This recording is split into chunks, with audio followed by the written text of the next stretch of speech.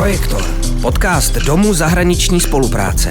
O projektech mezinárodního vzdělávání. Dobrá praxe, spolupráce, inspirace. To je podcast Projektor. Dobré odpoledne přeji. Dnes zde vítám mého milého hosta, kterým je Patrik Kořenář. Patrik Kořenář je český publicista, youtuber, influencer. Věnuje se od roku 2017 fact-checkingu a konspiračním teoriím, tedy spiklenským teoriím a tak dál. Formou videí a přednášek se snaží šířit kritické myšlení, zlepšovat mediální gramotnost uživatelů internetu. Dříve pracoval pro časopis Epocha, kde se zaměřoval na odborné články týkající se převážně témat z oblasti technologie, vesmíru a historie. Účinkoval také v České televizi v pořadu Kritika budoucnosti. Od roku 2017 tvoří na svém YouTube kanálu pořad Fakta vítězí. Čaute lidi, já jsem Patrik Kořenář a vítám vás u dalšího dílu pořadu Fakta vítězí. Dneska se společně podíváme na jednu z nejkontroverznějších událostí v novodobé historii lidstva.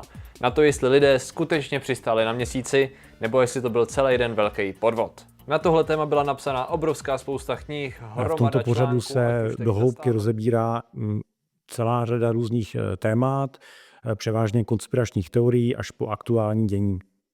Na tomto YouTube kanále také pravidelně publikuje kritické, hloubkové analýzy různých konspiračních teorií a jejich zákulisí na základě porovnávání faktů. Tak dobrý den, Patriku, zdravím. Dobrý den, děkuji za pozvání, to bylo výčet teda.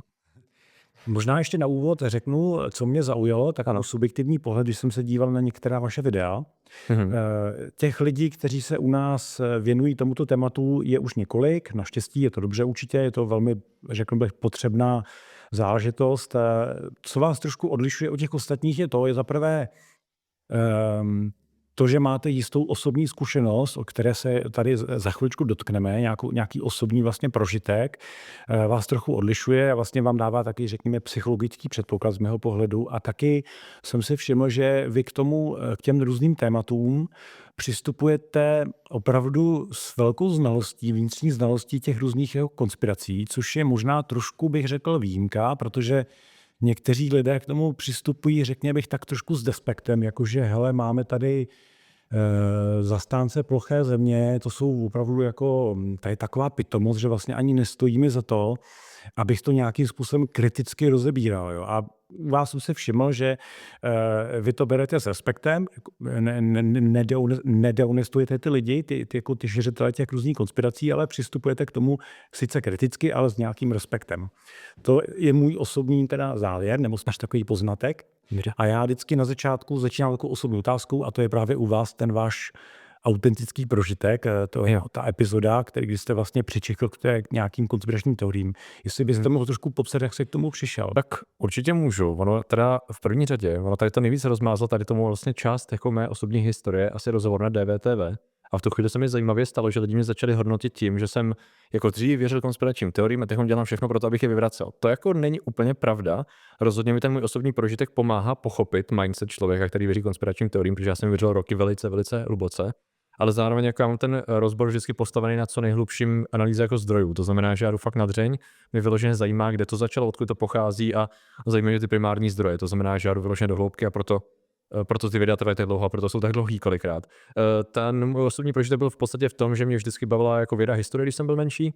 A na konci základní školy jsem narazil v knihovničce rodičů na knížku od Ericha von Däniken jakéhosi. Dnes už teda velmi pro mě známého záhadologa a to se jmenovalo Vesmírné lety ve starověku. To mě absolutně nadchlo, pohltilo a jelikož tehdy se žádná mediální gramotnost nebo něco takového neřešilo vůbec, ta člověk já jsem začal masivně vstřebávat, protože jsem nerd, já do jakýhokoliv tématu jdu, tak jdu prostě do hloubky, tak jsem začal jako číst jeho knížky, podobné knížky a vlastně měl jsem pocit, že když o tom mluví spousta autorů, že to je pravda. Vlastně vytvořil jsem si takový alternativní pohled na svět z hlediska alternativní historie, toho, že tady byli mimozemšťani, vytvořili naší kulturu, civilizaci, ovlivnili je a to vlastně vedlo dál, jako tím konspiračním ekosystémem, jak už ho dneska znám, tak to vedlo k hlubší spiritualitě, k představám, že vlastně když už nám zatujou tohle, co všechno nám zatujou, takovým povrchnějším konspiračním teoriím až do ezoteriky v podstatě. No a v tom jsem byl několik let a tak nějak na začátku vejšky, řekněme. A pak, když jsem právě nastoupil do toho časopisu Epocha, to bylo v roce 2012, to už tak nějaký pátek, tak už jsem jako definitivně střízlivěl, už prostě ten světonázor nebyl udržitelný, protože on držel pohromadě jenom proto, že jsem chtěl. A když jste skutečně odpovědně, což já jsem se snažil, porovnával ty autory, jestli zjistil, že to nedává smysl, že se to vylučuje, že neexistuje nic jako konzistentní popis té alternativní historie. Tak jsem mi vlastně rozpadl ten svět a naučil jsem se jako poskládat dohromady. A pak trvalo pár let, než jsem se jako vystřídal jsem do různých zaměstnání a teprve potom jsem se dostal k tomu, že když jsem jako přemýšlel, co dál jakoby s kariérou, jsem si uvědomil, že mě baví jakoby psát, zjišťovat tady ty informace, ale zároveň jako video mě baví a spojil jsem to do vlastně rozboru konspiračních teorií a vydávaných formou videa, no, v tom roce 2017. Mhm. Když jste se nacházel v té nádherné krajině těch spikleneckých teorií, toho Denikana, já si ho pamatuju, ale naštěstí já jsem v té době víc inklinoval ke Grigarovi a byl jsem rád, že tady jako jsem měl možná provází, asi jo, ale nicméně, když jste se nacházel v tomhle té nádherné krajině, jak to vnímalo vaše okolí, kamarádi, rodiče nebo tak, jako no, těžké komunikovat? Ty byli určitě nadšený, protože ono bohužel přesně k tomu patří taková forma občas nadřazenosti trochu, protože vy máte pocit, že jste skutečně jako vy do jisté míry to tak je, to okolí to nezná a vy jako máte pocit, že jako víte víc. A v tu chvíli se jim to snažíte jako popsat a vysvětlit, že je to jako jinak. A oni tomu jsou skeptický, někdy velmi jako oprávněně, takže myslím, že spousta mých kamarádů byla dost otrávných z toho, jak jsem jim furt nadšeně popisoval tu historii.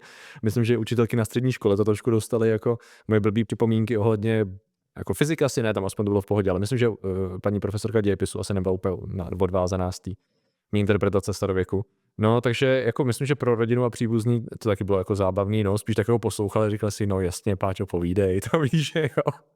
A časem vlastně časem to jako ustoupilo a už jako, protože člověk vlastně byl naštvaný, že já jsem nejdřív myslel, že jsem vyplýtval obrovské množství jako svého života a času, když přišla ta deziluze, že to je blbost.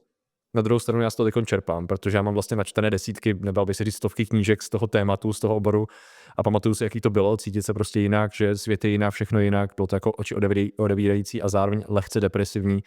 A to jako se trošku jako přetvořilo v tu chvíli, že člověk vlastně chce poznat svět takový, jaký je a ne takový, jaký by chtěl, aby byl. No. To asi využívám v té práci.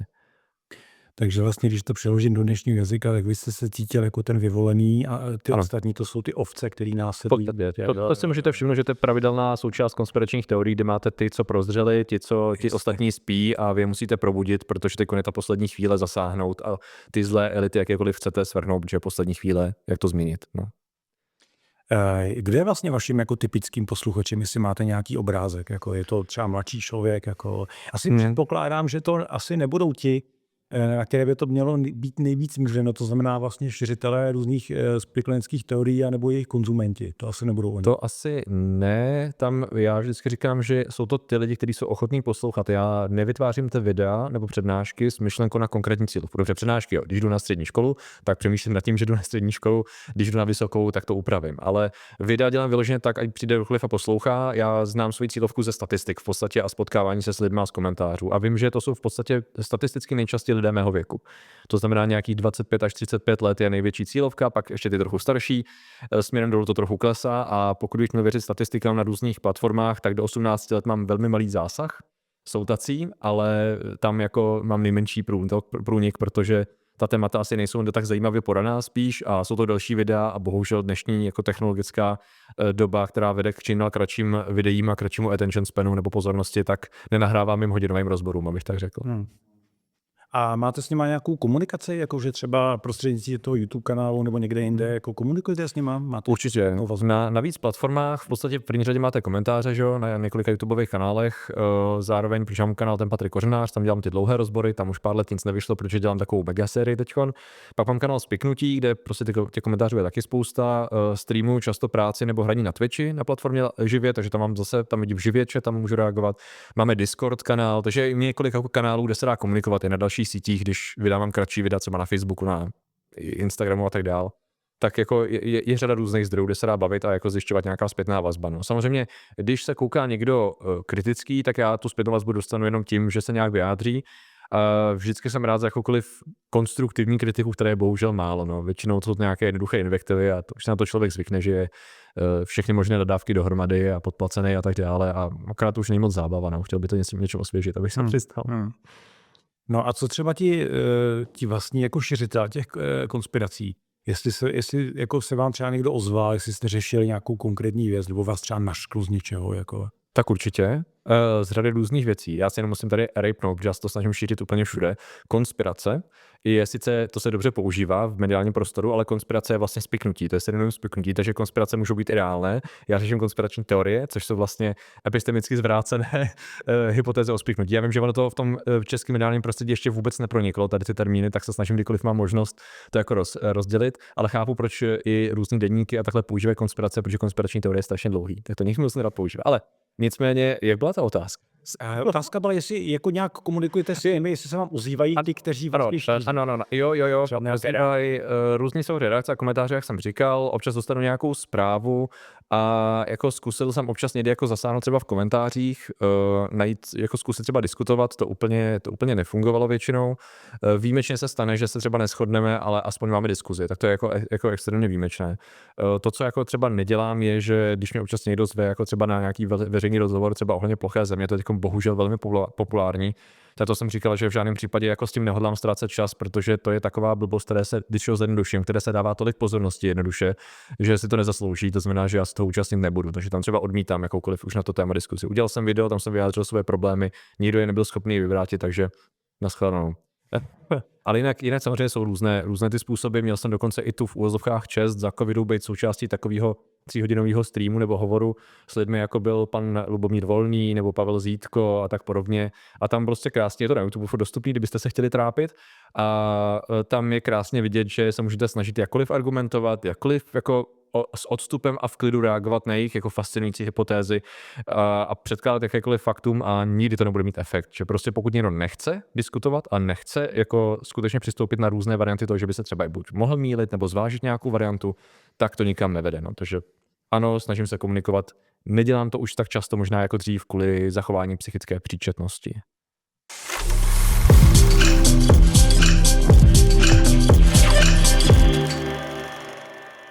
No, když jste zmínil ty plochozemce, tak já jsem nedávno právě na internetu našel zajímavé video, konfrontace těch jako, možná, že jsou to jaký v českém prostředí nejznámější, zastánci jejich jména si nepamatuju, ale to video bylo o jejich setkání s Vladimírem Remkem, asi jste to možná viděl. A já jsem byl pozvaný do toho experimentu a odmítl jsem to právě, protože tomu nechci dát pozornost. No, pan Remek většinu času jenom lapal po dech. A na statě proti těm lidem neměl moc jako šanci se vlastně vyjádřit, protože oni těch zavalili prostě těma šílenýma argumentama. A... Ono totiž, jestli můžu, vy musíte vědět a proto mě to štve a proto jsem se snažil všem doporučovat, ať to nedělají, pokud se nejsou jistí. Pokud tomu nechtějí dát pozornost čistě, tak ať si dají přípravu a ty lidi si nedávají přípravu. Že vyloženě vy musíte znát ten fascinující univerz, ten vesmír, ve kterém se operuje, ty fascinující jakoby to zvrácení fyzikálních zákonů, z čeho se vychází, z jakých zdrojů, jak to je navázané třeba na Bibli nebo na její misinterpretaci, jak to vychází z různých konspiračních teorií evangelíků ve Spojených státech a tak dále, protože tam je kreacionismus do toho zamíchaný a je to takový mes a ve chvíli, pokud neznáte jejich argumenty, tak oni vás neustále budou dostávat do toho, že lapete po dechu, protože je to vlastně informační vesmír v podstatě. A je hrozně smutný, že nikdo toho, co jsem viděl, tak aspoň pan Remek se snažil jako navázat na nějakou fyziku, kterou zná, kde bylo vidět, že některé základní termíny jako vztlak nebyly právě tím lidem vlastní, nebo nebyli schopni pochopit, že existuje ten koncept, což snad jako divákům ukázalo, že se teda operuje s jinou formou znalosti nebo neznalosti, ale je to právě hrozná škoda, jako neudělat si tu přípravu a jenom se tomu smát, ale bohužel to dělají všichni, což mi nepřijde jako nejlepší nápad, pokud tomu nechcete prostě dávat pozornost. Tož my vlastně děláme i teďkon, takže jdeme k jinému tématu. No ono to je, jako samozřejmě víme, že asi se možná ani nedá říct, že by dneska bylo nějak těch konspiračních teorií, teď to používám správně, konspiračních teorií nebo těch spletných teorií více než v minulosti, ale máme tady sociální sítě, máme tady nekonečné množství různých možností, jak vlastně jednak oslovit ty jednotlivé cílové skupiny. A jednak ti sami lidé mohou šířit různé tyhle ty teorie na internetu. To je velký rozdíl proti minulosti. Teď je otázka, víme, že na internetu se nachází obrovské množství kvantum dezinformací, zavádějících a tak dál. Není v našich silách jako bojovat a vlastně dementovat všechno. My si vybíráme jenom nějakou malý výsek těch jako dezinformací nebo spiklenských teorií. Ale jaké máme nějaké vzdělávací nástroje, jako jaké máme možnosti? Vy se věnujete teda tomu těm sociálním sítím, YouTube a tak dál, ale co třeba školy, jakým způsobem to, co třeba vy jste si prožil nějaký váš autentický zážitek, jakým způsobem můžeme do těch našich RVPček jako vměnat tyhle ty věci, aby jsme zvládli No, to je ta otázka. No ono v podstatě to není zas tak těžký, protože s tím souvisí jednoduchá mediální gramotnost. Jejíž základní koncepty vyloženě jsou schopni eliminovat velké množství toho balastu informačního, což já se třeba snažím dělat, že mám občas nějaké přednášky pro učitele nebo jako pro mediální vzdělávání, protože potom je hlad i mezi učiteli a řediteli v České republice. Bohužel neexistuje nic jako centralizovaného. A pokud vím, tak ty rámcové vzdělávací programy, které se to snažily updateovat a jako vylepšit už několikrát, tak s tou mediální gramotností pracují tak jako opatrně v rukavičkách a zatím jsem nic konkrétního moc neviděl teda, tak třeba mě někdo opraví, jestli něco aktuálního se tam jako chystá, ale přitom ty koncepty jsou strašně jednoduché a to já se třeba snažím jako taky komunikovat, že kolikrát je to o tom nepodlehnout té fantasknosti zpráv, které se na nás šíří. To znamená ten základní emocionální nebo emoční odstup. Protože všichni bojují o naši pozornost. Právě proto, že každý v podstatě si může vytvořit podcast, může psát články, může točit videa, tak je obrovské množství tvůrců a náš čas není neomezený. Že jo? To znamená, že teď všichni bojí o to, aby ukousli kousek té naší pozornosti, říká se tomu attention economy dneska, to znamená ekonomika pozornosti. Na tu chvíli i serióznější média musí volit čím dál jako bulvárnější způsoby komunikace a v tu chvíli se na nás chlí jenom super negativní nebo super pozitivní informace. A tím základním cílem, jak to vyselektovat, je, když vidím něco super pozitivního nebo super negativního, tak si dát odstup, říct si, hele, počkat. Třeba asi ne, je to jenom titulek, že jo. Už jenom základní uvědomění si, že titulek má připoutat mou pozornost a nevypovídá obsahu článku nebo videa, udělá strašně moc, protože bohužel máme výzkumy, které ukazují už několik let zpátky, že lidé se rozhodují a dále reagují a sdílejí na základě přečtení titulku, že jo, a ne toho článku, což pak, když mám konverzaci s někým, který mi řekne, já jsem četl tamhle nadpis, já jsem četl titulek, že, tak říkám, ne, počkat, končíme. Pokud jsi to nečetl dál nebo neviděl dál, tak se není o čem bavit, jo, nezajímá. Pokračujeme dál, jo. A pokud vás to nezajímá, nechte to bejt, zapomeňte na to, pokud vás to zajímá, podívejte se na to, přečtěte si to, dejte si ten čas, protože jinak budete mít v hlavě hromadu balastu složených z titulků, který vůbec nekorespondují s realitou, že? A to jsou vyložené základní koncepty. Emoční odstup, nenaskočit na titulek, přečíst si to celý, doposlechnout celý, podívat se, jak to zdrojuje, podívat se, jakou rétoriku to používá, jakou jazykovou výrazovost, jestli se mi to strašně moc snaží přesvědčit o tom tématu, nebo jestli to snažím být s odstupem. To je vlastně spousta věcí, které jdou naučit relativně snadno a mohly by být součástí základní mediální gramotnosti i napříč různými předměty, od dějepisu, prostě češtiny, přírodovědy a tak dále, protože konspirační teorie a pseudověda zasahuje všude, do všech předmětů. A bohužel to vidím jako trošku absentní. Možná, a teď si tyhle se zaspekuluju, možná je to jako problém toho, že jde o nějakou politizaci toho tématu, kdy najednou to vyžaduje určitou formu politické vůle v tom, že mediální gramotnost a řekněme řešení konspiračních teorií a dezinformací rovná se cenzura, bohužel. Jako v tom jednoduchém pojetí veřejného slova, že kdokoliv by chtěl řešit mediální gramotnost, tak najednou nám chce nastavit nějakou cenzuru a říkat, co si myslíme, což není pravda, že jo. Mediální gramotnost je o tom, kriticky rozbírej informace z médií, které k tobě přichází. Je jedno z jakých, od BBC, České televize po protiproud, v podstatě, když to vezmu, jo. Mít stejný muster na všechny, na veškerý mediální obsah. A možná se toho někdo bojí, nechce se na tom umazat ruce a udělat to pořádně, což je docela škoda. Takže pak třeba vím, že jsou učitelé, ředitelé, soukromé spolky a třeba i jednotlivci jako já, kdo se snaží dělat přednášky a videa a vlastně tak nějak si šijeme kolektivně tu mediální gramotnost, protože to mi přijde jako nejefektivnější způsob, jak do budoucna se tady tomu vyvarovat, protože můžete dělat vládní opatření na třeba zakázání webů a nějakou formu toho, co je a není dezinformace, když nejste schopni za 2 roky, když to řeknu blbě, jo, vymyslet nebo najít si definici dezinformací, na tom postavit zákon, který jste slíbili, tak možná je vidět, že tudy cesta jako nepovede a možná bude muset jít tou preventivní formou prostě mediální gramotnosti napříč populací, což je teda ta další cesta, ale efektivnější za mě.